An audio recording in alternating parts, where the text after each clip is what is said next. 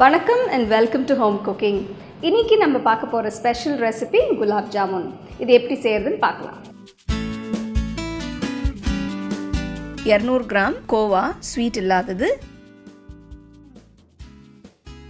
200 gram பன்னீர் great பண்ணது mix பண்ணிக்கணும்.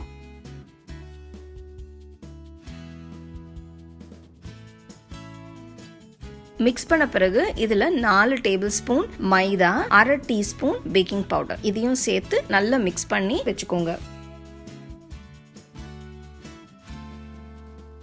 Mix பண்ண பிறகு குலாப் ஜாமுன் சைஸ் உங்களுக்கு எந்த சைஸ் வேணுமோ அந்த சைஸில் ரோல் பண்ணி எடுத்து வச்சுக்கோங்க. அடுத்தது ரோல் பண்ண ஜாமுன் உருண்டைகளை ஒரு தட்டில் வச்சு ஒரு துணியால் மூடி வச்சுக்கோங்க.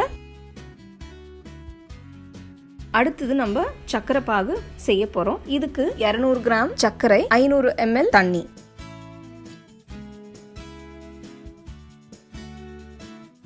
சர்க்கரை எல்லாம் நல்லா கரைஞ்ச பிறகு இப்ப பாத்தீங்கன்னா உங்களுக்கு பாகு நல்லா சேர்ந்து வந்திருக்கு. அழுக்கு ஏதாவது சேர்ந்ததுன்னா கரண்டி வச்சு அதை எடுத்து போட்டுருங்க. இதுல கொஞ்சம் ஏலக்காய் பொடி, 1 டீஸ்பூன் ரோஸ் எசன்ஸ் இல்லைன்னா ரோஸ் வாட்டர், இது ஏதாவது ஒன்று போடலாம்.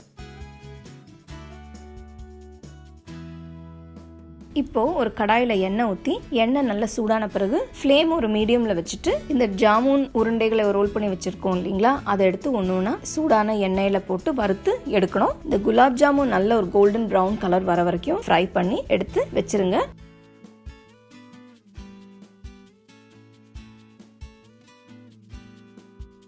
குலாப் ஜாமுன் கொஞ்சம் ரூம் டெம்பரேச்சர் வந்த பிறகு இந்த சுகர் சிரப் எல்லாத்தையும் அதில் போட்டு வச்சிடலாம். குலாப் ஜாமுன் ஒரு குறைஞ்ச டைம் 3 மணி நேரமாவது அதில் ஊறணும். உங்களுக்கு நல்லா ஊறணும்னா ஒரு ஓவர் நைட் வச்சா சூப்பராக இருக்கும், நல்லா மெதுவாகவும் இருக்கும்.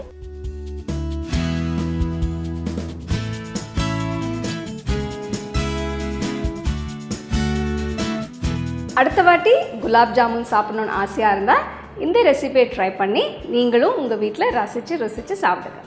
You can get a copy of our first edition of the home cooking book on Amazon and 21 Frames.